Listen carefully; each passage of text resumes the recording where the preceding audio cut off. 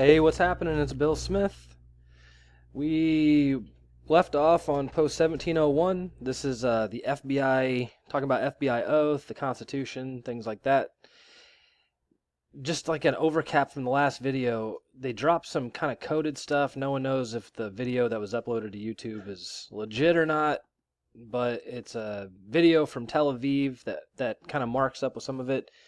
And it's talking about the Federal Reserve, and some people are saying this is a message from the QAnon to the people of the FBI to do the right thing.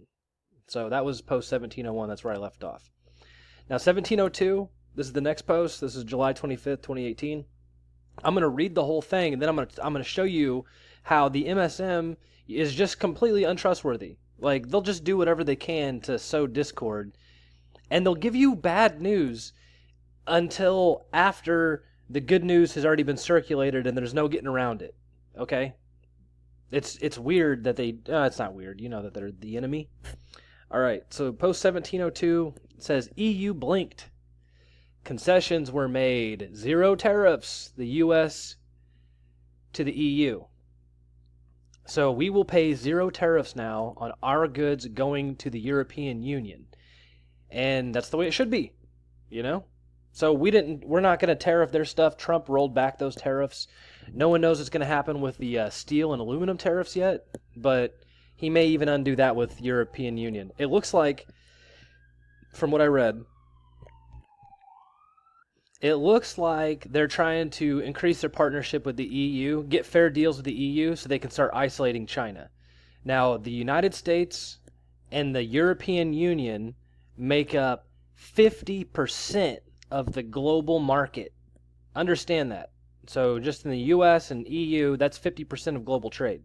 We kind of don't need anybody else, and I'm still a proponent of America First trade policies. I actually don't think we need to trade with people at all. I know it's good for our businesses, but if we started slowing down the international stuff, our domestic market would increase, and you'd get paid more at work. All right? America First. So this is what happens when the POTUS does not sell us out. After such an enormous announcement, what questions were shouted at POTUS? The Russia delay in a meeting with Putin. So they delayed that meeting. Putin was supposed to come to D.C., and I think Trump's been talking tough now. The whole Putin meeting didn't work out well for Trump. You know, they bashed him pretty good. He had to backtrack a little bit, but he didn't concede much, you know. One minor change in a word, that's all he would have said differently. So he said, Q's saying, are your eyes open now? The MSM does not represent the people. The days of our leaders lining their pockets at the expense of the American taxpayer are over. Here's a recent example. Okay, now the cool thing is that this post is all in caps. Like, this is an important post to cover, so I don't know if I've done it justice. We're going to look at the link real quick. This is on Breitbart.com, and it's titled Report. Businesses tied to Claire McCaskill's husband get $131 million in federal subsidies. Pays to be in Congress, pays to be married to people in Congress. Claire McCaskill, I believe, is from Missouri, if I'm correct. Yeah, Democrat from Missouri. She's a senator. Big deal. One of only 100 people in the United States in the Senate. And her husband's getting rich off of us.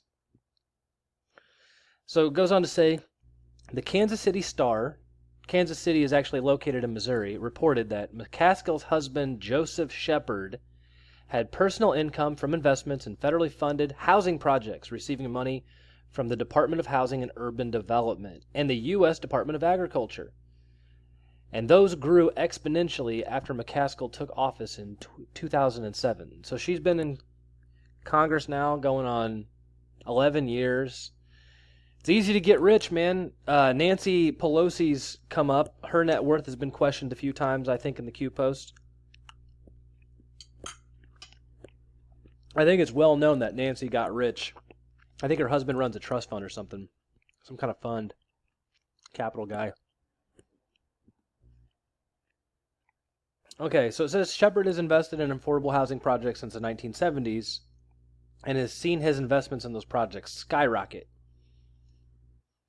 Well, I'm not going to read you the rest of this. I'm not really that interested. I know Claire's dirty. I know most. It's not a Democrat or Republican thing. Like, it's an establishment politician vehicle. It's how you get rich. These people leave office with hundreds of millions of dollars. They get paid like 150 grand a year. So yeah, they get paid, bro.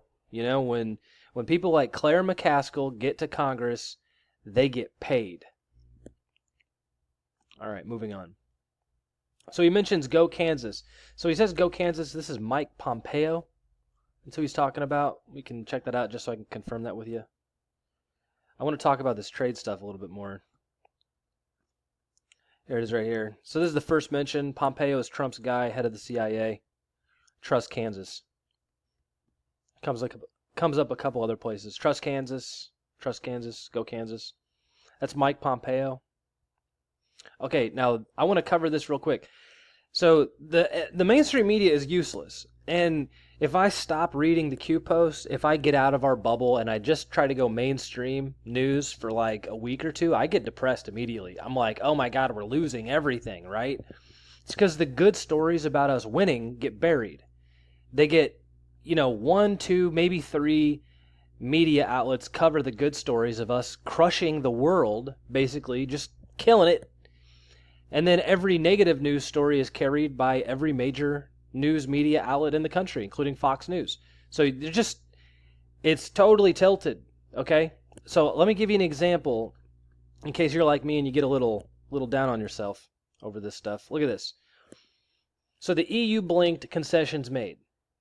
Now, if you go to my news channel and you look at my backup channel, I think it's Bill Smith News, and you watch the first video, InfoWars tells you that we cannot win a trade war. InfoWars tells you that Goldman Sachs is who we should trust. Steve Pozniak. I've mentioned this 5 or 6 times because I can't get over it. It aggravates me when our alternative media leaders, like Alex Jones, they betray our cause. Okay, Alex Jones backed 0 Hour 1, and 0 Hour 1 is online on Twitter right now telling you that it's bad. It's a bad thing for, we're going to lose Sessions the moment Rosenstein quits or is fired. You're just selling out disinfo. These people, you can't trust anything they say. You have to verify it all. I've been telling you from the beginning, there is no such thing as a trade war. We have the economic equivalent of nukes, okay? And the rest of the world has the economic equivalent of rocks, stones, and bottles, okay? David Sling. You just cannot compete with the United States on economic terms anywhere in the world. I cannot make that more clear. We've been sold out. Okay, the NAFTA thing drained us of all of our manufacturing jobs, right? Now we're supposed to care about poor working Mexicans more than we are about Americans without jobs. And we cannot lose, okay? I cannot make that any more apparent. We cannot lose a trade war. So they balked. They had to, because we weren't going to change. We have all of the negotiation on our side. We do and say whatever we want. The moment we say we're not going to buy things from you, people freak out. Okay, the moment we say, look, we're going to put a little bit of tariff on you to get into the U.S. market, they know they can't compete with the shipping costs. So this all happened, this whole EU conversation happened over cars coming out of Germany. That's how we got to them. We said, we're not going to buy BMW, Mercedes, Audi. We are going to start tariffing you, and if you add 20, 30% to the cost of an Audi, no one's going to buy an $80,000 Audi now. They're already expensive. They can't go up anymore. It's a premium luxury product. If you tax it, whatever. I'm getting off topic here. Look, I'm going to show you an example of how the mainstream media works. Look at this. This was posted on 7/23/18. This is not the only news media to cover it. It's all over, okay? All kinds of places covered this. This is on Newsweek. French President Macron told Trump he'll use the art of the deal techniques against him. And here's a quote from the French president. I read the art of the deal.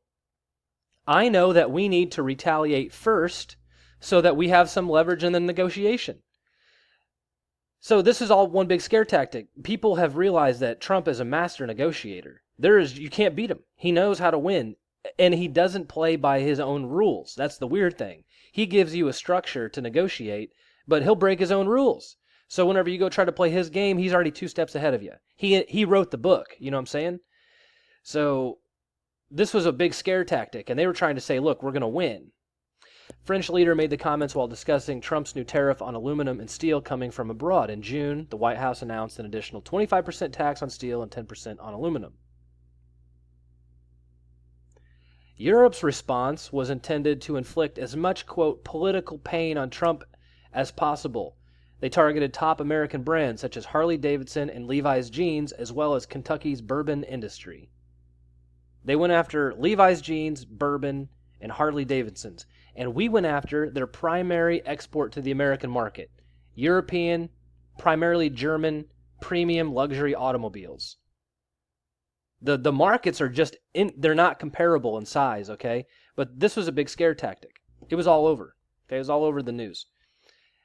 Now look, we're gonna fast forward like 2 days. Let me go find it. Fast forward 2 days. Here we are on July 25th, and they're going to spin this, okay? Trump did not relent on the EU car tariffs. Europe caved. Okay, this guy named John Paul Juncker, he's like the head of the IMF or something, or the head of the EU. He's an elected talking head. He caved. He caved hard.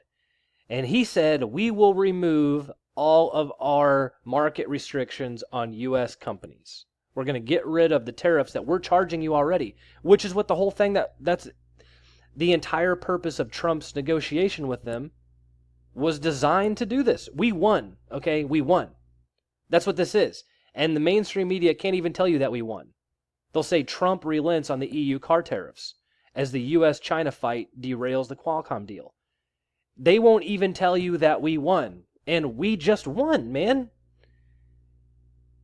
The EU caved. We didn't cave. Okay? Trump made a threat and said, if you don't do this, I am going to tax your cars. And the EU go, oh my God, all right, well don't touch the cars, okay? I guess Macron didn't have a good impact on you. You know, he didn't get what we wanted him to get with the art of the deal techniques. So, okay, fine. We'll remove the tariffs on the American imports. Problem solved, okay? Trump just won. Mainstream media doesn't want to tell you about it. Okay, now back to the Q post. The next post, 1703, is a tweet from Representative Mark Meadows. Now, him and Jim Jordan are the leaders of this thing called the Freedom Caucus, and they're the Republicans trying to push all this stuff through. Everything that we're talking about, they're the ones pushing it through. The establishment wants nothing to do with this. They want to get rid of all this conversation. So Mark Meadows and Jim Jordan are our guys. They're a part of our team. This is a tweet or a post about Rod Rosenstein in the kill box. I think I retweeted this yesterday before I even saw the Q post. It's on my Twitter account if you'd like to see it. All right. Let's go take a look at that because it talks about them filing the impeachment papers. This was out about 2 weeks ago. So they had the impeachment papers in their hand. They were seen with it 2 weeks ago. It took them 2 weeks to file them. I don't know what the timeline was on that. I was going to report it the day it happened, and I never uploaded the video. But here's the thing that's happening, man. The other side is trying to smear these guys real bad. So they're trying to implicate Jim Jordan in this sex scandal that happened in Ohio State while he was part of the wrestling team. Had to do with this doctor that's been charged after he died. There's no investigation. You know, the guy's already dead. I don't know how they're going to get Jim Jordan involved in this. Here's a meme about Matt Gaetz being arrested for DUI. It's a smear campaign. So this is active. The other side does not like these guys, man. Mark Meadows and Jim Jordan have targets on their back in the mainstream media. So pay attention to that. Thank you for your support. I hope you're having a great day. Till next time, this is Bill Smith. Thanks for watching.